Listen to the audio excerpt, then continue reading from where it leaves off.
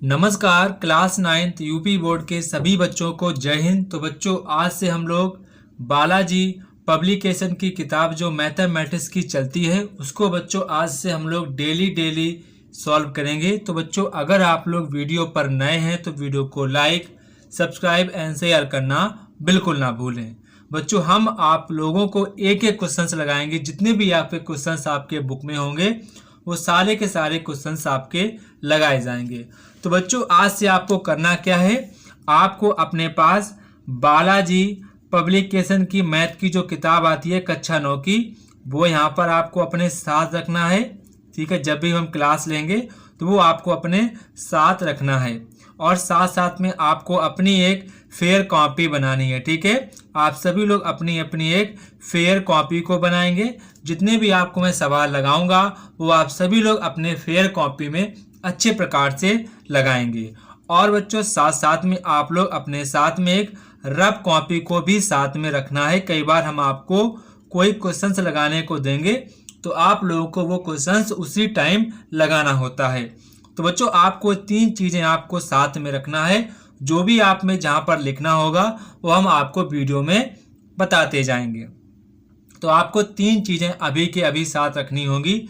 बालाजी की आपकी जो किताब आती है मैथमेटिक्स की वो आपको रखनी है, साथ में आपको फेयर कॉपी खरीदनी है और एक आपको अपनी रफ कॉपी को ले लेना है। इतनी 3 चीजें आपको साथ में रखनी है।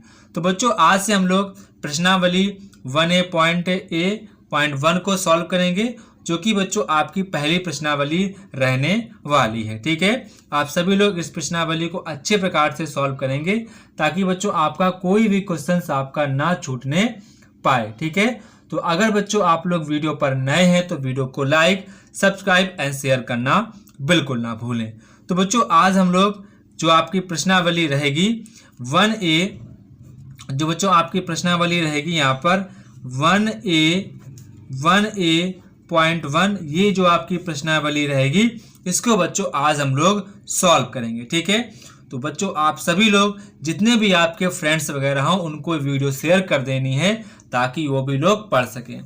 तो बच्चों सबसे पहले यहाँ पर आपको करना क्या है, आपको अपनी फेयर कॉपी निकाल लेनी है। ठीक है, आप सभी लोग अपनी अपनी फेयर कॉपी को निकाल लेना है। ठीक, अगर आपके पास नहीं है तो अभी आप वीडियो को देख लेना है, बाद में आप अपनी फेयर कॉपी में अच्छे प्रकार से नोट कर लेना है। ठीक है, तो बच्चों सबसे पहले आप लोग अपनी कॉपी में यहाँ पर डालेंगे अध्याय 1। क्या डालेंगे?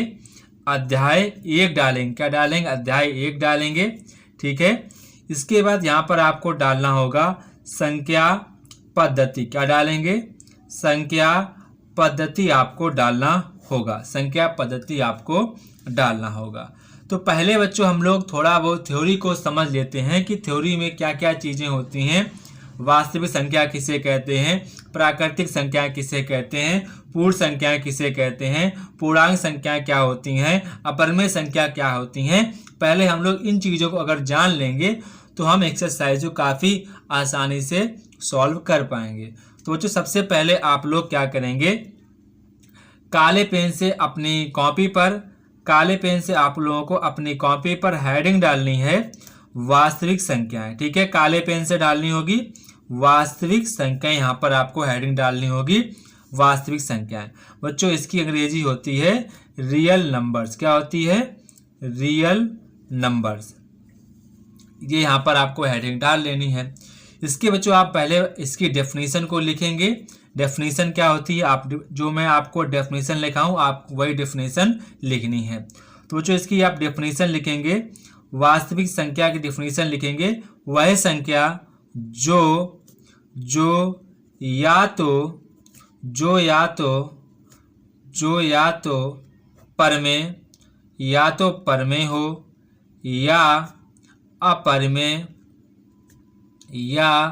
अपरिमेय कॉमा अपरिमेय, तो वह वास्तविक संख्या कहलाती है। ठीक है, वास्तविक संख्या कहलाती है। ठीक है, ये आपकी डेफिनेशन होगी, छोटी सी डेफिनेशन यहाँ पर आपकी ये हो गई।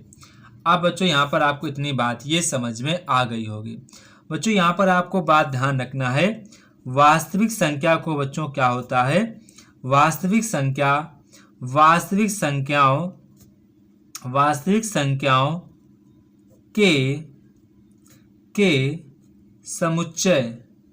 के समुच्चय को R से प्रदर्शित किया जाता है। R से प्रदर्शित किया जाता है। ये भी यहाँ पर आप लोग साथ साथ में लिख लेंगे, ये आपकी थ्योरी हो जाएगी। ठीक है। अब बच्चों यहाँ पर आप लोग डाउट कर रहे हो सर समुच्चय क्या होता है। समुच्चय मतलब ये होता है कि कोई का झुंड, जैसे कि वास्तविक संख्याएं जितनी भी आपकी होंगी वो सारी की सारी R से बताई जाएंगी। R ये झुंड है। जैसे कि हम समझ लेते हैं, जैसे कि अगर आपके पास ये कोई यहाँ पर कोई आपका ये बोरा है, इसमें आपकी सभी की सभी वास्तविक संख्या है, तो बच्चों हम लोग इस बोरे का नाम R रख सकते हैं। क्या रख सकते हैं? R रख सकते हैं। तो ये यहाँ पर आपको बात समझ में आई होगी। ठीक है, इतनी बात आप लोग समझ चुके होंगे। अब कई सारे बच्चों शायद ना समझ रहे हो तो और समझा देता हूँ। जैसे कि बच्चों आप यार R का मतलब यहाँ पर ये होता है कि R में आपकी कौन कौन सी नंबर्स आ सकते हैं। तो बच्चों R में आपकी प्राकृतिक मतलब कि वास्तविक संख्या में आपकी प्राकृतिक संख्याएं आ सकती हैं। ठीक है, वास्तविक संख्या में आपकी प्राकृतिक संख्याएं आ सकती हैं। इसमें बच्चों आपकी पूर्ण संख्याएं आ सकती हैं। ठीक है, इसमें आपकी पूर्ण संख्याएं आ सकती हैं।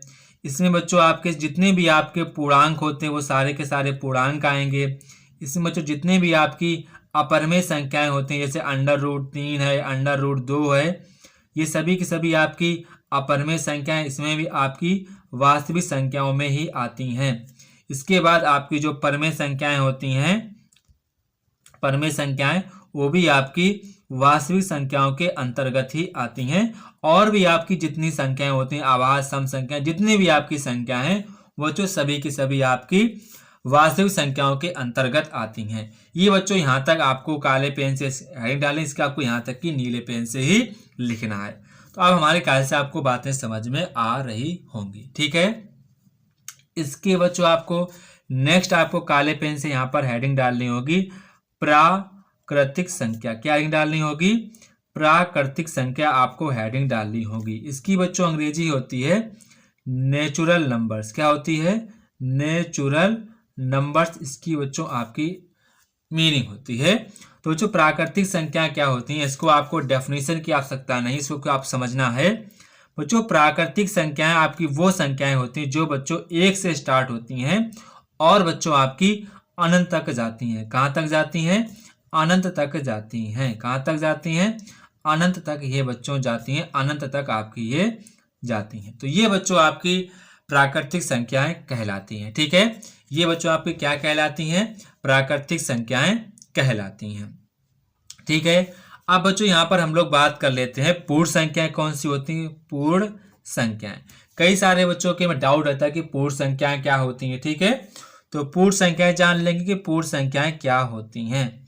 पूर्ण संख्याएं, ठीक है, पूर्ण संख्याएं इसकी बच्चों आपकी अंग्रेजी होती है होल नंबर्स। क्या होती है? Whole numbers.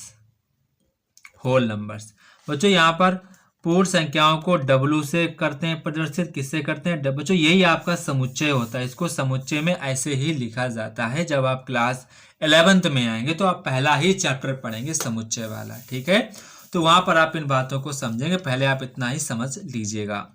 तो बच्चों होल नंबर्स क्या होती है? वो बच्चों आपकी 0 से स्टार्ट होती है। कहाँ से होती है? 0 से लेकर 1, 2, 3, 4, 5, 6, 7, 8, 9, ये बच्चों आपकी अनंत तक जाती हैं। कहाँ तक जाती हैं? अनंत तक जाती हैं। तो ये आपकी पूर्ण संख्याएं होगी। अब बच्चों हम लोग बात करते हैं पूर्णांक संख्या। क्या बात करते हैं? पूर्णांक संख्याएं। पूर्णांक संख्याएं बच्चों इसको अंग्रेजी में कहते हैं इंटीजर। क्या कहते हैं? इंटीजर कहते हैं। क्या कहते हैं? इंटीजर्स कहते हैं। ठीक है, इसको बच्चों हम लोग Z से प्रदर्शित करते हैं। किससे करते हैं? Z से प्रदर्शित करते हैं। Z से प्रदर्शित करते हैं बच्चों। ये आपकी माइनस के अनंत से होकर ये आपकी -3, -2, -1, 0, +1, +2, +3, डॉट डॉट डॉट, ये बच्चों आपकी प्लस अनंत तक जाती हैं। तो ये बच्चों आपके जितने भी आपके नंबर्स होते हैं माइनस अनंत से लगाकर पॉजिटिव अनंत तक जितने भी आपके पूर्णांक होते हैं, ये जितने भी आपके पूर्णांक सभी के सभी आपके पूर्णांक कहलाते हैं। अब बच्चों यहाँ से आपको ध्यान रखना है, कई बार बच्चों को डाउट रहता है, तो इस बात को आप समझ लेंगे। कई बार बच्चों के मन में डाउट रहता है कि जीरो जो होता है इसका साइन क्या होता है। कई सारे बच्चों ने मुझसे कमेंट बॉक्स में पिछली बार पूछा था, जब मैंने क्लास 9th का पेपर अपलोड किया था, तब बच्चों ने मुझसे पूछा था कि जीरो किस साइन का होता है। तो बच्चों आपको ध्यान रखना है, जीरो बच्चों ना तो आपका पॉजिटिव होता है, मतलब कि ना तो आपका धनात्मक होता है, और ना ही बच्चों आपका ये ऋणात्मक होता है, मतलब कि ना ही आपका ये निगेटिव होता है। तो ये आपको बात ध्यान रखनी है।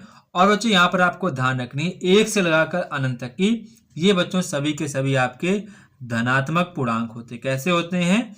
धनात्मक पूर्णांक होते हैं। कैसे होते हैं? धनात्मक पूर्णांक होते हैं। और बच्चों यहाँ पर -1 से लगाकर माइनस अनंत तक की ये बच्चों सभी के सभी आपके ऋणात्मक पूर्णांक होते हैं। कैसे होते हैं? ऋणात्मक पूर्णांक होते हैं। तो ये अब आप बातें समझ चुके होंगे, ठीक है। ये आपके ऋणात्मक पूर्णांक होते हैं। तो बच्चों इस प्रकार से आपको पहले नोट्स बनाने, आपको मैंने सारी चीजें बताई, काले पेन से हेडिंग डालनी थी, फिर आपको नीले पेन से लिखना था। काले पेन से हेडिंग डालो, नीले पेन से लिखो, फिर आपको ये हेडिंग डालनी है काले पेन से, फिर आपको नीले पेन से पूरा यहाँ तक लिख देना है, ठीक है। पहले बच्चों हम लोग थ्योरी जब समझ जाएंगे तो सवाल अपने आप लगते जाएंगे। तो पहले आप थ्योरी को अच्छे से समझ लेना है, ताकि आपका कोई भी क्वेश्चन आपका गलत ना होने पाए, ठीक है। तो पहले आप सभी लोग अच्छे प्रकार से थ्योरी को समझ लेना है, ठीक है। अब बच्चों यहाँ पर हम लोग क्या करेंगे, अब नेक्स्ट आप डालेंगे परमेय संख्या। परमेय संख्या किसे कहते हैं, ये भी आपसे क्वेश्चन पूछा जा सकता है कि परमेय संख्या किसे कहते हैं। बच्चों नेक्स्ट आप काले पेन से हेडिंग डालेंगे परमेय संख्या। क्या डालेंगे? परमेय संख्याएं। परमेय संख्याएं, ठीक है। इसकी बच्चों आपकी अंग्रेजी होती है रेशनल नंबर। क्या होते हैं? Rational numbers. क्या होती है? Rational numbers. ये आपकी हेडिंग पड़ेगी, काले पेन से आपको हेडिंग डाल देना है। अब बच्चों यहाँ पर आपको ध्यान रखना है, वे संख्याएं जिन संख्याओं को हम लोग P/Q के फॉर्म में लिख सकते हैं, वो आपकी परमेय संख्याएं होती हैं, ठीक है। तो बच्चों यहाँ पर आपको चीज ध्यान रखनी है, मैं आपको सीधा डेफिनेशन आपको याद नहीं, आपको ध्यान रखना है, वे संख्याएं जिन संख्याओं को हम लोग P/Q के फॉर्म में लिख सकते हैं, और जहां पर बच्चों आपको बात ध्यान रखनी है, Q का मान कभी भी 0 नहीं होना चाहिए। Q का मान कभी भी 0 नहीं होना चाहिए। और P और Q आपकी ये क्या होंगे? P और Q आपके पूर्णांक होने चाहिए। क्या होने चाहिए? पूर्णांक होने चाहिए, ठीक है। ये यहाँ पर आपको बात ध्यान रखनी है, ठीक है। ये आपकी परमेय संख्या की डेफिनेशन हो जाएगी। वे संख्याएं जिन संख्याओं को हम P/Q के फॉर्म में लिख सकते हैं, जहां Q का मान 0 नहीं होना चाहिए, Q does not equal to 0, और P और Q आपके पूर्णांक होने चाहिए। आप इसे परिभाषा ऐसे ही लिख लो शॉर्ट फॉर्म में, तो आपको ध्यान भी रहेगा। अब बच्चों यहाँ पर आपको काले पेन से आपको डालना है नोट। क्या डालना है? नोट आप डालेंगे। फिर बच्चों यहाँ पर आप लिखेंगे, नोट डाल के लिखेंगे, प्रत्येक जो पूर्णांक होता है वो आपका परमेय संख्या कहलाता है, ठीक है। ये भी यहाँ पर आपको बात ध्यान रखनी है, जितने भी आपके पूर्णांक होते हैं, प्रत्येक पूर्णांक संख्या परमेय संख्याएं होती हैं। ये भी बच्चों आपको बात ध्यान रखनी है, कई बार आपके एग्जाम में पूछा गया है कि पूर्णांक क्या हो सकते हैं। तो प्रत्येक पूर्णांक जो होती हैं वो आपकी परमेय संख्याएं होती हैं, ठीक है।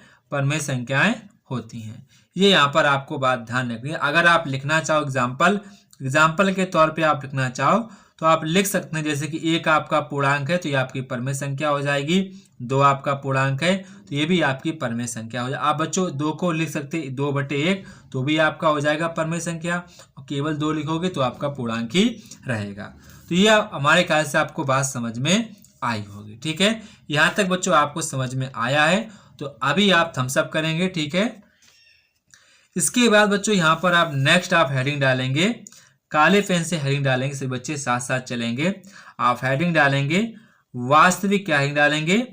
वास्तविक संख्याओं के प्रगुण। क्या डालेंगे?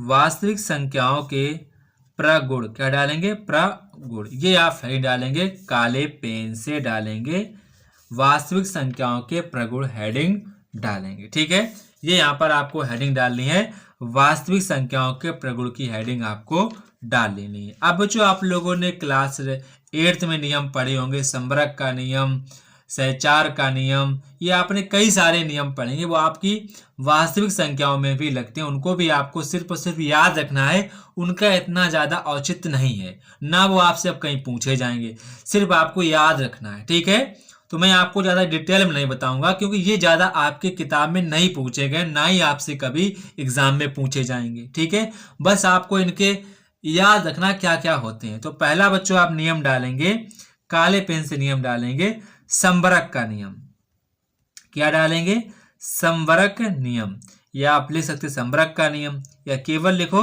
संबरक नियम, ये आपको काले पेन से हेडिंग डालनी है। ठीक है, अब बच्चों आपको ध्यान रखना है, संबरक का नियम है, ये योग में लगता है और ये आपका गुणा में लगता है, सिर्फ और सिर्फ दो ही में लगता है। अब ये होता क्या, देखो योग में क्या होता है, A comma B belongs to R, मतलब यहाँ पर कहने का इसका बच्चों मतलब है ए बी, ई जो लिखा होता है, ये आपका जो ये ई लिखा है बच्चों, इसका मतलब होता है संबंधित।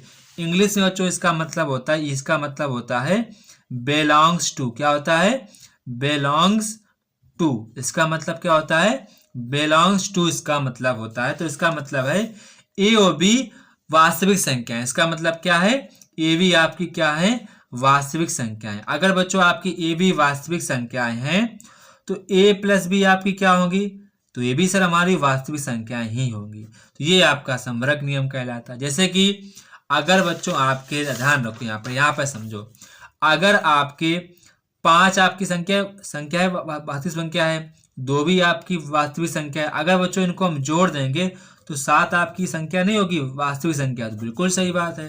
तो वही यहाँ पर आपके नियम बताए गए हैं। ऐसे आपका गुणा का नियम, अगर बच्चों A B belongs to R, मतलब ए बी आपकी वास्तविक संख्या है, तो बच्चों आपको ध्यान रखना है कि ए गुणे बी ये बच्चों आपका क्या होगा, ये आपका वास्तविक संख्या ही होगा। ठीक है, अब बच्चों आप नेक्स्ट नियम डालेंगे, क्रम विनिमय का नियम, हेडिंग क्या डालेंगे, क्रम विनिमय का नियम, क्रम विनिमय का नियम, क्या डालेंगे, हेडिंग डालेंगे, क्रम विनिमय का नियम, आप हेडिंग डाल देंगे क्रम विनिमय का नियम। बच्चों इसमें आपका देखना है ये योग में कैसे लगता है। अगर बच्चों आपको पता होना चाहिए ए कॉमा बी, अगर आपकी इसका मतलब है A B belongs to R, A B belongs to R, इसका मतलब है ए बी आपकी दोनों को दोनों आपकी वास्तविक संख्याएं हैं। कैसी संख्याएं हैं, वास्तविक संख्याएं हैं। ये बच्चों आपको काले पेन से हेडिंग डालनी है, ये आपको नीले पेन से लिखना है। ठीक है, ये आपको बताता रहूंगा साथ साथ में। ठीक है, इसके बच्चों अगर आपको पता है a प्लस बी बराबर में b प्लस ए, अगर बच्चों आप 2 + 5 करो या 5 + 2 करो, आंसर आपका सदैव कैसा रहेगा, बराबर रहेगा। तो वही यहाँ पर आपका ये बताया गया है। ठीक है, ये आप तो आपने पढ़े भी होंगे, अगर नहीं पढ़े हैं तो आप टेंशन मत लो कि सर पूछे, कहीं नहीं, सिर्फ आपको इतना ध्यान रखना है, क्रम मतलब होता है क्रम को बदल देना। तो अगर आप a की वैल्यू 2 मान लो, b की वैल्यू 5 मान लो, 2 और 5 कितने हो जाएंगे, 7, तो 5 2 कितने होते हैं, 7। तभी देखो यहाँ पर साइन काय का लगा है, बराबर का साइन लगा है।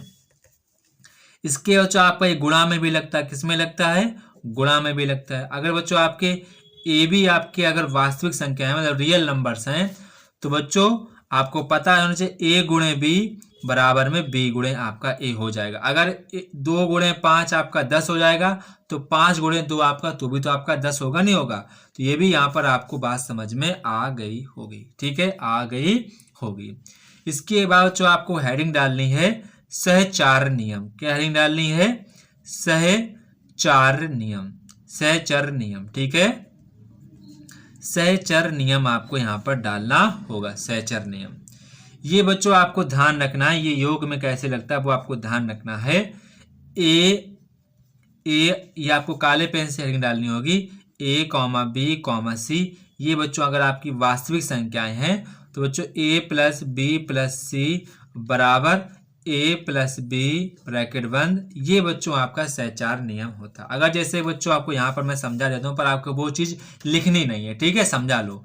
अगर बच्चों यहाँ पर आपको ए की वैल्यू 2 ले लूँ, बी की वैल्यू 5 ले लूँ और सी की वैल्यू 3 ले लूँ, अगर बच्चों इनको मैं ऐसे जोड़ दूँ तो आंसर कितना आएगा, तो आंसर आपका 10 आएगा। अगर ए की वैल्यू 2 थी, बी की वैल्यू 5 थी, सी की वैल्यू 3 थी, अगर बच्चों इनको हम जोड़ दूँ तो कितना हो जाएगा, 5 2 7 7 3, तो भी आपका देखो 10 आया। तो यही यहाँ पर आपको समझाएगा बच्चों, ये आपको चीज़ इतनी लिखनी नहीं है, ठीक है, सिर्फ यहाँ पर आपको मैंने समझाया है, वो यहाँ पर आपको चीज़ें लिखनी नहीं है, ठीक है, यहाँ पर मैंने बस आपको ये समझाया कि आप समझ जाएं, ठीक है। इसके बाद जो आप गुणा में ध्यान रखेंगे, गुणा में ये आपको ध्यान रखना है, गुणा में आपको ध्यान रखना है A comma B comma C belongs to R है, तो बच्चों अगर ये मतलब कि वास्तविक संख्याएं, तीनों संख्याएं वास्तविक संख्याएं हैं, तो बच्चों आपको ध्यान रखना होगा ए डॉट बी सी बराबर ए बी डॉट सी, ये आपके बराबर होंगे। बस आपको समझना है, लिखना नहीं, ठीक है। जैसे कि बच्चों अगर आपका ए की वैल्यू यहाँ पर 2 है, बी की वैल्यू 5 है, सी की वैल्यू 3 है, तो इनका अगर हम गुणा करेंगे, इनका गुणा करेंगे कितना आएगा, 3 5 15 और गुणे 2 करेंगे तो आपका कितना आएगा, 30 आएगा।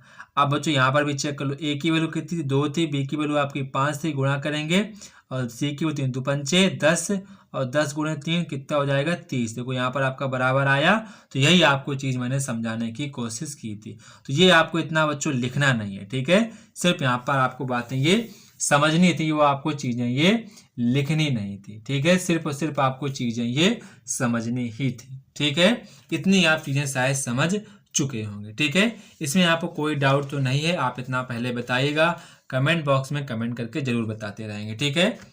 यहाँ तक आपको अच्छे प्रकार से समझ लेना, इतना आपका 2 पेज ये हो चुके हैं, ठीक है, देखो 2 पेज यहाँ तक हो चुके हैं, ठीक है।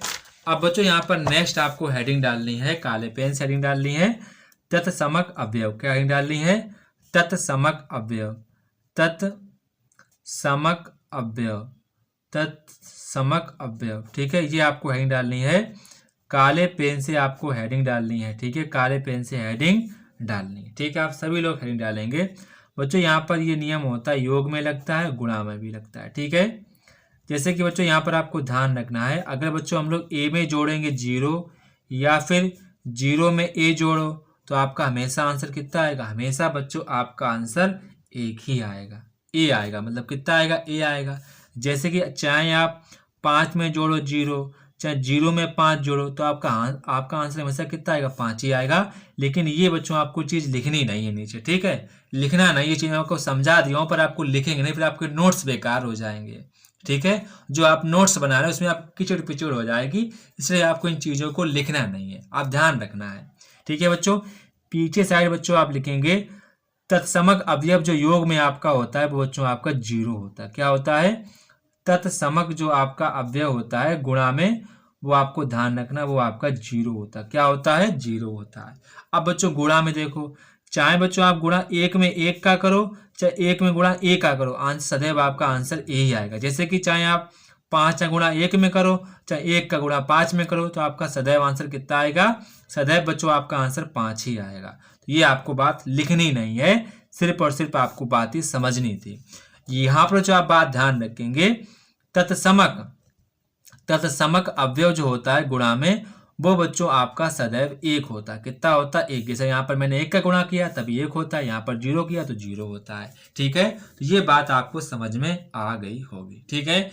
आपको सारी बातें हमारे साथ साथ ही लिखनी है, ठीक है, अच्छे प्रकार से लिखनी है, ताकि आपके नोट्स काफी अच्छे बने और आपकी तैयारी भी अच्छी हो सके, ठीक है। अब बच्चों हम नेक्स्ट हेडिंग डालेंगे, काले पेन से हेडिंग डालेंगे, आपको मैं पूरी थ्योरी को समझाऊंगा ताकि आप थ्योरी को पहले समझ जाएं। नेक्स्ट बच्चों आप डालेंगे गुणात्मक अवयव, काले पेन से डालेंगे गुणात्मक अवयव। क्या डालेंगे, गुणात्मक अवयव आप हेडिंग डालेंगे। ये बच्चों आपका योग में लगेगा और गुणा में लगेगा। जैसे कि बच्चों चाहे देखो ए प्लस, आपको पता होना चाहिए ए का गुणात्मक मतलब आपका कितना होता है, आपका होता है 0। कितना होता है, 0 होता है, क्या होता है, 0 होता है। अगर बच्चों मैं आपसे पूछ दूं माइनस ए का क्या, तो आपने कहा सर माइनस ए का होता है 0। तो ये इसके बराबर होगा, ये भी इसके बराबर होगा, ठीक है, ये भी इसके बराबर होगा, ये भी इसके बराबर होगा। तो मतलब कि आपको ध्यान रखना है गुणात्मक प्रतिलोम किसी का भी होता है वो हमेशा उनको जब योग करेंगे तो हमेशा शून्य आता है। क्या आता है, शून्य आता है। ये यहाँ पर आपको बात ध्यान रखनी है बच्चों। यहाँ पर आपको लिख लेना है ए का गुणात्मक प्रतिलोम आप लिख लेंगे, ए का गुणात्मक प्रतिलोम आप लिख लेंगे, ठीक है। यहाँ पर लिखो ए का प्रतिलोम अवयव, ठीक है, योग में ध्यान रखना, ए का प्रतिलोम अवयव, प्रतिलोम अवयव, प्रतिलोम अवयव, अवयव, ठीक है, आपका हो जाएगा माइनस का ए। कितना हो जाएगा, माइनस का ए। आप यहाँ लिख सकते हो गुणात्मक अवयव भी लिख सकते हो, ठीक है, गुणात्मक अवयव भी आप लिख सकते हैं। इसके बाद जो आप नेक्स्ट क्या करेंगे, गुणा में ध्यान रखेंगे। गुणा में आप ध्यान रखें बच्चों, ए का गुणात्मक प्रतिलोम आपका क्या हो जाएगा, तो आपका हो जाएगा माइनस का 1/, संख्या उल्टी हो जाती है, इनको जब काटेंगे आंसर कितना आएगा, 1 आएगा। ऐसे 1/a का क्या होगा, ए होगा, ठीक है। तो ये भी इनका भी अगर इनको सॉल्व करेंगे कट के 1 आएगा, अगर इनको काटोगे तो भी आपका आंसर 1 आएगा, ठीक है। यहाँ पर आप पीछे साइड लिखेंगे ए का प्रतिलोम अवयव, गुणा में ध्यान रखना है, ए का प्रतिलोम अवयव, प्रतिलोम अवयव आपका होता है 1/a। कितना होता है, 1/a। ये यहाँ पर आपको बात ध्यान रखनी है, ठीक है। ये यहाँ पर आप बात को ध्यान रखना है कि यहाँ पर आप ध्यान रखेंगे जैसे कि किसी संख्या का योग में गुणात्मक प्रतिलोम कितना होता है, माइनस ए, और गुणा में गुणात्मक प्रतिलोम कितना 1/a हो जाता है। वो यहाँ पर मैंने आपको लिख के बता दिया है, इसको आपको ध्यान रखना है, ठीक है। सिर्फ बच्चों आपको एक बार इनको पढ़ लेना है, बाकी कि आपके एग्जाम में कभी नहीं पूछे जाएंगे, लेकिन तैयार तो करना पड़ेगा क्योंकि कई सारे सवाल हैं जो इससे आपके लगेंगे, तो इनको आपको तैयार तो करना ही पड़ेगा, ठीक है। अब बच्चों यहाँ पर क्या करेंगे, आप लोग नेक्स्ट हेडिंग डालेंगे संख्या रेखा। हेडिंग क्या डालेंगे, संख्या रेखा, काले पेन से डालेंगे संख्या रेखा, हेडिंग डालेंगे संख्या रेखा, ठीक है, संख्या रेखा। तो बच्चों आप लोग हेडिंग डालेंगे संख्या रेखा, काले पेन से हेडिंग डालेंगे संख्या रेखा, ठीक है बच्चों। अब बच्चों क्या करना है, आपको एक पटरी लेनी है, अपनी स्केल लेनी है, फिर यहाँ पर आपको इस प्रकार से संख्या रेखा बनानी पड़ेगी। आप इन चीज़ों को पहले कई बार आपने नहीं पढ़ा होगा तो भी अच्छी बात है, नहीं पढ़ा होगा तो भी अच्छी बात। आपको हम सारी बातें ए से जेड तक की आपको सारी बातें बताने की कोशिश कर रहा हूँ ताकि आपका कोई भी डाउट ना बचे। तो बच्चों यहाँ पर आपको पता होना चाहिए कि आपका 0 होता है, इधर आपके सारे के सारे पॉजिटिव नंबर रहते हैं। कैसे रहते हैं, पॉजिटिव नंबर रहते हैं। तो यहाँ पर आपका 1 रहेगा, यहाँ पर आपका 2 रहेगा, यहाँ पर आपका 3 रहेगा, 4 रहेगा, 5 रहेगा, 6 रहेगा। ये बच्चों आपका अनंत तक जाता है। कहाँ तक की जाता है, ये बच्चों आपका अनंत तक जाता है। ऐसे बच्चों इधर आपका -1 रहता है, -2 रहता है, -3 रहता है, -4 रहता है, -5 रहता है। ये बच्चों आपका नेगेटिव तक ऐसे चलता रहता है, ठीक है। ऐसे आपको संख्या रेखा इसे कहते हैं। अब बच्चों कई बार आपसे क्वेश्चन पूछा जाएगा कि आपसे पूछा जाएगा कि 8/7 को संख्या रेखा कर प्रदर्शित करो। तो आपको ध्यान रखना है कि कैसे प्रदर्शित करना है। कई बार बच्चे डाउट में रहते हैं क्या करें क्या ना करें। आपको बात ध्यान रखनी है, ये आपका नंबर कैसा है, आपने कहा सर पॉजिटिव नंबर है, तो आपको निगेटिव वाली संख्या रेखा से कोई मतलब नहीं है। कई बार बच्चे क्या करते हैं, निगेटिव वाली बनाएंगे, पॉजिटिव वाली बनाएंगे, क्योंकि जो आपका काम है सिर्फ आप वही लाइन उठाओ। तो मैंने कहा यहाँ पर मेरा सिर्फ और सिर्फ काम किसका है, पॉजिटिव संख्या रेखा। किसका है, पॉजिटिव संख्या रेखा का है, ठीक है। जैसे कि आपसे कई बार एग्जाम में क्वेश्चन पूछा जाएगा कि संख्या 8/7 को संख्या रेखा पर प्रदर्शित करो। तो आपको करना कि आप 0 यहाँ बना लो, अब -1 यहाँ पे लिख दो और इधर लिख दो माइनस का अनंत। तो आपका निगेटिव का इतना हो गया, बस काम खत्म। अब यहाँ पर देखो जितना नीचे उतने खंड करो। तो 1 2 3 4 5 6 बराबर है, तो ले जाओ, जितनी दूरी है उतनी दूरी है, सब बराबर। 1 2 3 4 5 6 1 2 3 4 5 6 7 8 9 10 11 12 13 14 15 16 17 ऐसे आप खींच दो, ठीक है, ऐसे आप ये खींच दो। अब यहाँ पर पता है, यहाँ पर आपका एक, तो यहाँ पर लिखो 1/7, यहाँ पर लिखो 2/7, यहाँ पर लिखो 3/7, यहाँ पर लिखो 4/7, यहाँ पर लिखो 5/7, यहाँ पर लिखो 6/7, यहाँ पर लिखो 7/7। अब बच्चों आपका 7/7 क्या हो जाएगा, 7/7 आपका 1 हो जाता है। क्या हो जाता है, 1 हो जाता है। अब यहाँ पर लिखो 8/7, 9/7, 10/7, 11/7, 12/7, 13/7। अब बच्चों बताओ 14/7 आपका होता है 2, 7 एकन 7, 7 दूनी 14, मतलब कि 2 ये आपका हो जाएगा, सिर्फ 2 हो जाएगा। अब आपसे पूछा क्या गया, 8/7, ये आपका रहा 8/7।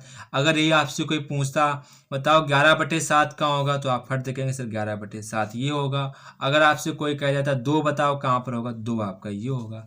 तो इस प्रकार से आप संख्या रेखा पर प्रदर्शित कर सकते हैं। इसमें बहुत आसान रहता है, बस आपको इन बातों को थोड़ा थोड़ा ध्यान रखना पड़े। ऐसे अगर आपसे नेगेटिव कहे जितने आपके नीचे उतना खंड करना, जितने आपके नीचे हो उतना आप वहीं से स्टार्ट कर दो। जैसे कि यहाँ पर अगर होता 8/9 होता तो मैं यहाँ पे लिखता 1/9, 2/9, 3/9, ऐसे में 9/9 आता, वहीं पर मैं 1 लिख देता। क्या लिखता, 9/9 आता, वहीं पर मैं 1 लिख देता। तो ऐसे आपको चीजें सॉल्व करनी होती, संख्या रेखा पर प्रदर्शित करनी होती है। इसको भी यहाँ पर आप ध्यान रखेंगे, ठीक है, ध्यान रखना, इसको एकदम से ध्यान रखना है। अब बच्चों आप नेक्स्ट डालेंगे, आपके लिए काफ़ी ज़्यादा इम्पोर्टेंट है। ये क्वेश्चंस भी आपके एग्जाम में आता है कि अंडर रूट टू को संख्या रेखा पर प्रदर्शित करो। अंडर रूट 2 को संख्या रेखा पर प्रदर्शित करो। ठीक है, ये क्वेश्चंस आपके एग्जाम में आता है, लेकिन ये बच्चों आपके एग्जाम बुक में जो होता है काफ़ी कठिन मेथड बना है, वो आपको नहीं समझना है, सिर्फ आप इस पर फोकस करो।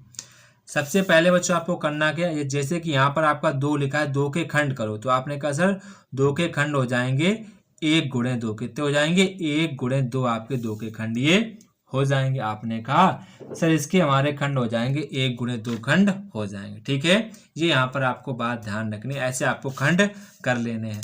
अब आपको बच्चों करना क्या है, आपको पहले 1 सेंटीमीटर की रेखा खींचनी, पहले 1 सेंटीमीटर खींचो, फिर वहीं से खींचो 2 सेंटीमीटर की लाइन खींचो। कितने खींचो, 2 सेंटीमीटर की लाइन खींच दो। जैसे कि मैंने इसका नाम रख दिया एन, नाम रख दिया, इसका मैंने नाम रख दिया ओ, नाम क्या रख दिया ओ, मैंने इसका नाम रख दिया, इसका मैंने नाम टी रख दिया, क्या रख दिया टी। तो बच्चों ये आपकी कितनी थी, ये बच्चों आपकी थी 1 सेंटीमीटर। कितनी थी, 1 सेंटीमीटर, ये आपकी थी कितनी थी 1 सेंटीमीटर। ये बच्चों आपकी कितनी थी 2 सेंटीमीटर, कितनी थी 2 सेंटीमीटर। अब आपको क्या करना है, इस पूरी रेखा का आपको करना अर्धक। क्या करना, अर्धक। तो बच्चों करना क्या है, आपको आधे से ज़्यादा क्या करना है, आपको बच्चों आधे से ज़्यादा क्या करना है, दूरी भरनी है। ठीक है, तो यहाँ पर आपको आधे से ज़्यादा क्या भरनी है, दूरी भरनी। प्रकार लो, ऐसे प्रकार लो, पेन नोक यहाँ पर रखो, आधे ज़्यादा क्या भरो, दूरी रखो, फिर यहाँ पर रखो, यहाँ पर भी आप आधे से ज़्यादा दूरी ऐसे भर लो। फिर सेम उसी तरीके नीचे भी लगा लो, सेम उसी प्रकार से ऐसे नीचे भी यहाँ पर रख के चाप लो, इनको ऐसे लो, मिला लो। ठीक है, ऐसे ऐसे मिला लो। इसका आपको अर्धक करना है, इस पूरी लाइन का अर्धक कर देना। फिर आपको यहाँ पर प्रकार की नोक रखना, पेंसिल यहाँ पर रखो, फिर आप एक ऐसा अर्धवृत्त खींच दो। क्या खींच दो, अर्धवृत्त आप ऐसा खींच दो। ठीक है, ऐसा एक अर्धवृत्त खींच दो। ठीक है, इसके बाद आपको क्या करना है, इसके बाद आपको करना है यहाँ पर आपको 90 अंश का बनाना है कोण। कितने अंश का बनाना है, 90 अंश का कोण बनाएंगे। तो पहले चाप लगाएंगे, फिर ऐसे ऐसे करते हैं, फिर आप इसको ऐसे करते हैं, फिर आप 90 अंश का कोण बन जाएगा, फिर ऐसे ऊपर ले जाएंगे। ठीक है, तो बच्चों ये आपकी जो लाइन होगी, ये बच्चों आपकी लाइन होगी अंडर रूट 2 की लाइन होती है। किसकी होती है, अंडर रूट 2 की लाइन ये होती है। फिर आपको प्रकार की नोक यहाँ पर रखना है, पेंसिल यहाँ पर लेना, फिर आपको ऐसे यहाँ पर एक ही चाप लगा देना है। तो बच्चों ये आपकी जो लाइन हो गई ओ क्यू बच्चों, ये आपकी हो जाएगी अंडर रूट 2 की। कितनी हो जाएगी, अंडर रूट 2 की हो जाएगी। तो ऐसे यहाँ पर आपको ध्यान रखना है बच्चों, आपको ध्यान रखना है। ये बच्चों आपका मध्यानुपाती जो आपका सिद्धांत होता है उसी के लगती है, आप ध्यान रखेंगे मध्यानुपाती सिद्धांत। ठीक है, मध्यानुपाती सिद्धांत के जरिए ये प्रमेय लगाई जाती है, तो यहाँ पर आपको वो बात ये ध्यान रखनी है। ठीक है, मध्यानुपाती सिद्धांत के जरिए ये सॉल्व होती है। ठीक है, तो होता क्या है, मध्यानुपाती सिद्धांत क्या होता है, जैसे कि बच्चों ये आपका OM, ठीक है, समझ लेना है, इसका जो OM का जो वर्ग होता है, OM का वर्ग करना है, OM का वर्ग करना है, और NO गुणे में ओटी, NO गुणे में ओटी। देखो मुझे OM की लंबाई निकाली, चेक करना OM की लंबाई कितनी होगी, देन अपने यहाँ पाएगी √2। NO की वैल्यू कितनी थी, 1 थी। OT की वैल्यू कितनी थी, 2 थी। देखो ये कितनी थी, पूरी 2 थी, नहीं थी। इनका गुणा करोगे, इनका जब आप गुणा करोगे तो कितना आएगा, 2। और जब आपका स्क्वायर उधर जाएगा तो बच्चों आपका हो जाएगा √2। कितना हो जाएगा, √2। तो ये यहाँ पर आपका हो जाएगा √2, आपका ये हो जाएगा। देखो यहाँ पर निकल आई, OM की वैल्यू निकल आई √2, OM कितनी थी, √2 थी। तो इस प्रकार से आपको संख्या रेखा पर प्रदर्शित करना होता है। तो आप चीज़ों को ध्यान से समझेंगे, जो आपको मैंने बताया है सिर्फ आप उन्हीं चीज़ों पर फोकस करना है, वाकायदा यहाँ पर आपको चीज़ें समझ आनी चाहिए। अब बच्चों कल हम लोग क्या करेंगे, कल बच्चों हम लोग नेक्स्ट, अभी आपकी थ्योरी कंप्लीट नहीं हुई, कल बच्चों हम लोग यहाँ से पढ़ेंगे परमेय संख्याओं का दशमलव निरूपण। ये बच्चों हम लोग अब कल के नेक्स्ट क्लास में पढ़ेंगे। परमेय संख्याओं का दशमलव निरूपण हम लोग बच्चों अब नेक्स्ट क्लास में पढ़ेंगे, ठीक है बच्चों। तो बच्चों अब हम लोग कल परमेय संख्याओं का दशमलव निरूपण बच्चों कल पढ़ेंगे, ये आपका कल का टॉपिक रहेगा। अभी बच्चों हमारी थ्योरी कंप्लीट नहीं हुई, हम बच्चों आपको एक एक जो भी आपकी बातें होंगी वो सारी बातें हम आपको साथ साथ बताएंगे। बस बच्चों आप वीडियो पर नए हैं तो वीडियो को लाइक, सब्सक्राइब एंड शेयर करना बिल्कुल ना भूलें। अगर बच्चों आपका कोई डाउट रहता है तो बच्चों डाउट आप लोग अपना जो डाउट है इस नंबर पे आप सभी लोग अपना अपना डाउट पूछ सकते हैं। बस आपको व्हाट्सअप करना, क्या करना है, व्हाट्सअप करना। हम बच्चों आप लोगों को ईमानदारी के साथ आपके जितने भी डाउट होंगे वो सारे डाउट बच्चों आपके क्लियर किए जाएंगे। तो जय हिंद बच्चों, फिर मिलते अपने नेक्स्ट वीडियो पर। तब तक कि आप सभी बच्चों को जय हिंद, अच्छे प्रकार से पढ़ते रहिए और इसी प्रकार से आगे बढ़ते रहिए।